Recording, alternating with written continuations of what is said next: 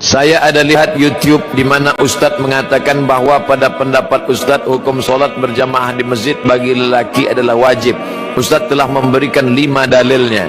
Namun ada juga pendapat yang mengatakan ianya sunat muakkad. Adakah ini boleh dianggap sebagai sebuah khilafiyah?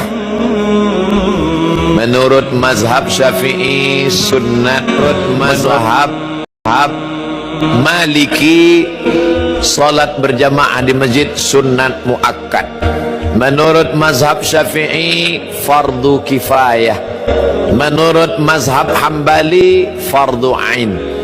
Itulah mengapa banyak masjid di tempat kita orang tidak datang ke masjid kerana dia berpahaman fardu kifayah.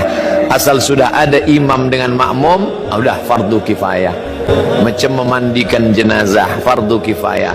Awak tak ikut mandi jenazah, dah cukup dah fardu kifayah. Allahu Akbar, Allahu Akbar. Awak tak ke masjid, fardu kifayah. Salahkah Imam Syafi'i? Tidak. Kerana masa itu masjid kecil orang banyak, maka cukuplah yang ada di dalam masjid itu saja. Sekarang terbalik, masjid besar orang tak ada. Andai Imam Syafi'i hidup sekarang, tentu ijtihad dia berubah. Kerana Imam Syafi'i ada qaul qadim, ada qaul jadid. Semasa dia di Kufah, Irak, qaul qadim.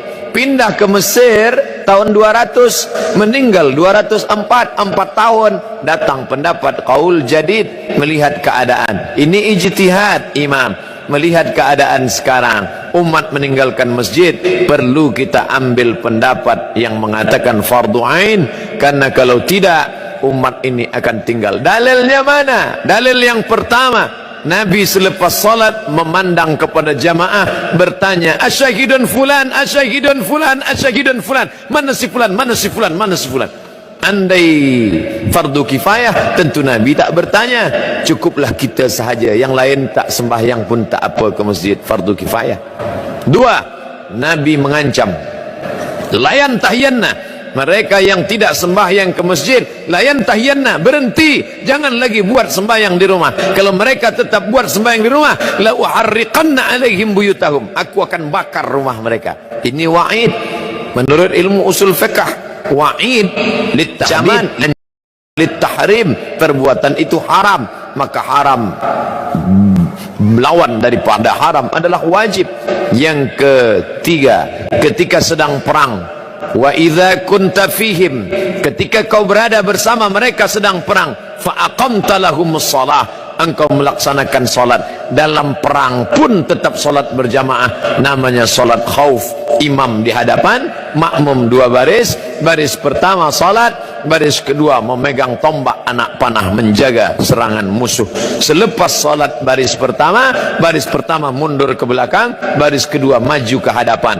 Sedangkan perang pun tetap salat berjamaah, apalagi tidak perang.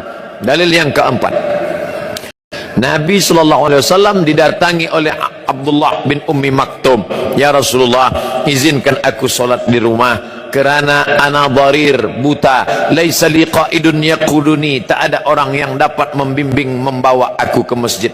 Nabi bertanya, atasma'un nida, apakah telingamu mendengar suara azan? Itu menunjukkan orang yang buta tak dapat melihat jalan. Bila dia mendengar, dia tahu di mana letak masjid kerana telinganya tajam.